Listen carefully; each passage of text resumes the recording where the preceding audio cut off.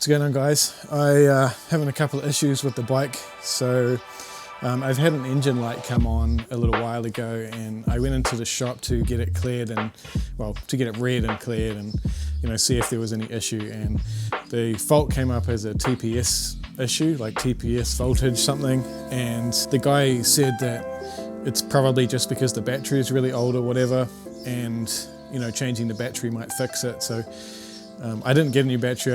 I thought I'd have a think about it for a bit, but he cleared the code and it was fine for a while. And then just a couple of days ago when I posted that ride video recently, the light came back on again. The bike's behaving kind of normal. I'm not seeing any like weird jittery or anything like that. It just feels like it's always felt. It's not cutting out or anything. So anyway, I went to Motorcycle Doctors in Wairau Park today and just rode the bike there.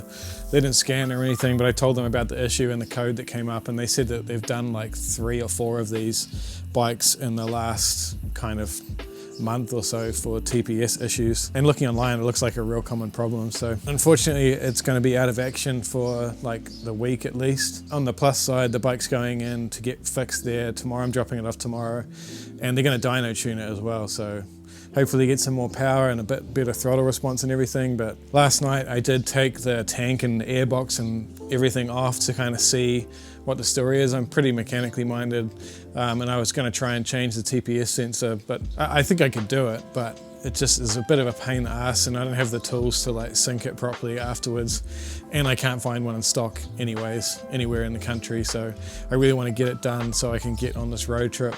But yeah, I was thinking on my way home today, it's funny, I've had 2 KTMs, an Aprilia, a Husqvarna, and I never had a single issue with them. And then I buy a Yamaha and I get this issue, but I know it's just coincidence. You know, I was lucky with all those other bikes, and I guess I'm just unlucky this time with this bike. But yeah, it's kind of a pain. It's not a super cheap thing to do. On another note, I am planning on replacing this TPX.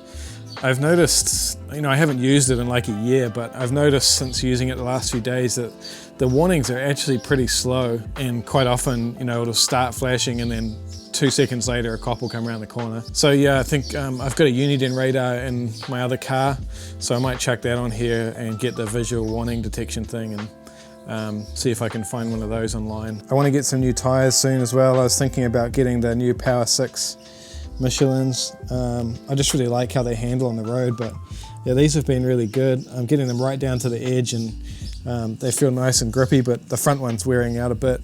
I know the previous owner changed the rear one but didn't change the front, so but if you guys have any recommendations on tyres, let me know as well for this bike. But yeah, I'm thinking the Michelin Power 6s. Update on the luggage system as well for the trip. I went ahead and I bought this SW Motec tank bag, which surprisingly fits, like it's made for this bike or something. It's crazy. And the curve of the bag is like perfect for the tank. It's going to sit a bit further back that way. So yeah, and it's quite big. I should be able to get like a bunch of camera gear in there, at least this camera I'm using now, and like drone and batteries and stuff. So that's my tank bag. It's an SW Motec Pro City. And then I also picked up this Krager US 30 dry pack to go on the back of the bike for anything else. There is some more stuff coming for the sides. We'll wait until the rack gets here. So I checked the tracking. I ordered that kind of aluminium rack for the back of it. That looks pretty cool. That should be here this week, I think. And I also had a subscriber, Brendan, reach out that had a TST tail light for this. I think he sold his bike or something, and I bought that off him pretty cheap. So thanks for that, Rowan. I'm assuming that'll be here probably today or tomorrow. It's all kind of happening now. I'm looking forward to it.